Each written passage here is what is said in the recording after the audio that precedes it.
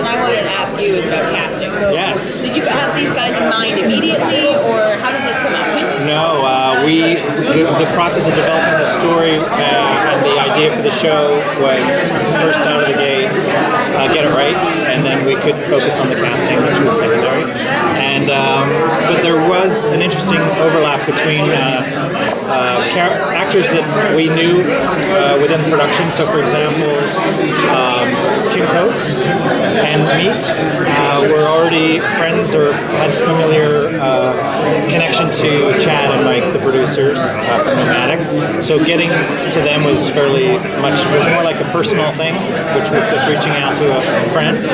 And then for Vincent and Avon, we kind of had to go the traditional route where we approached their agents and made an overture and made a good negotiation. But certainly, from the optics of needing a cast that sort of looked like, when you have a title like Ghost Wars, and you know the show isn't like the title, in a sense that it's, there's more to it, we really wanted a cast that reflected what the show was in a way that the audience would go, oh, this show's called Ghost Wars, but Vincent D'Onofrio is in it, and Kim Coates, and Candice McClure, and Kristen Lehman. That doesn't compute. That's one of the things I was really happy about getting the cast we did, was it raised a question in people's minds like, well, this may not be the show I think it is, which it is. That answers the question. So if it isn't a show I think it is, what is it? Well, I think it is in a way, it is a bit of the show that you think it is, but it's so much more. We're trying to do a show really that's about how we all look at the world through our own lens of prejudice and bias and see what we want to see. And in a weird way, the way we deal with the paranormal is also based on where we come from, what we think we know, what we've been taught. So you're looking at a group of characters who all have a different history, a different belief system, all trying to rationalize and sort of figure out what does this mean when it comes to life and death, when it comes to the meaning of life and religion and life after death. So everyone's got a different perspective, which traditionally in a horror movie, you'll get a dose of that in a scene, but you don't get to run with it. And in a series, you can really make that the dramatic anchor point of the show. So we really do get to sort of mine why belief systems are the way they are and how they can actually hinder and help in certain cases.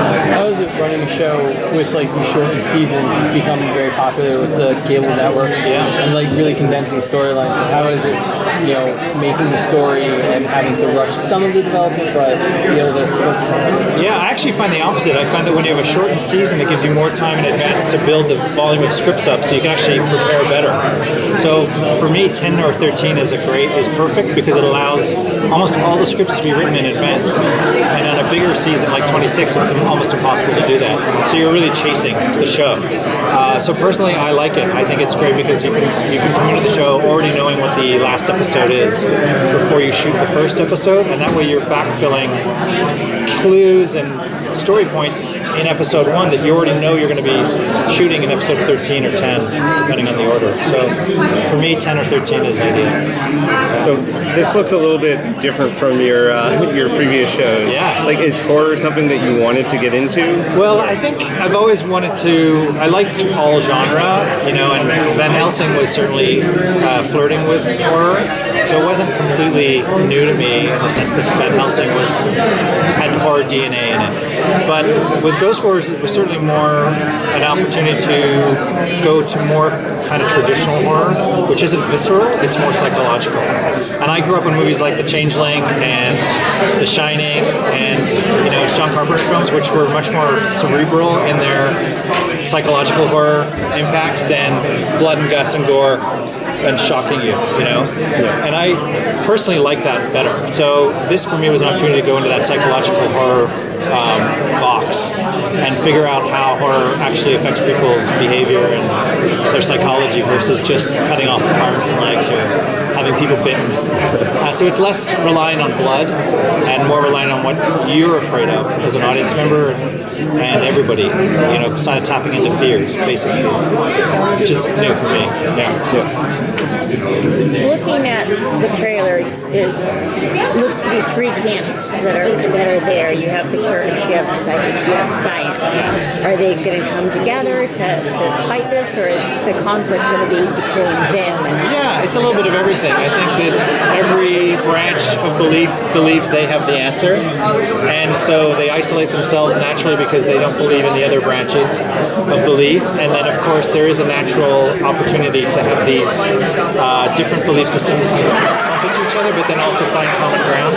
So I don't want to sort of say that it's the only reason that the solve comes, or at least any solve comes, but it certainly helps when people get along for whatever reason that is, whether it's fundamentally because science and religion and the paranormal overlap, great. But if it's not about that, you just also need people to sort of have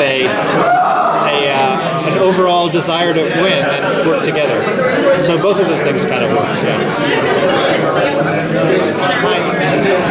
A show to watch with the lights on or lights off? Oh my god, it depends on who you are. I mean, I think it's fun with the lights off because it's got a little bit of everything. Yeah. So, can you talk a little bit about why you decided to set it in Alaska, how that plays into the story? Absolutely, it's a really important point because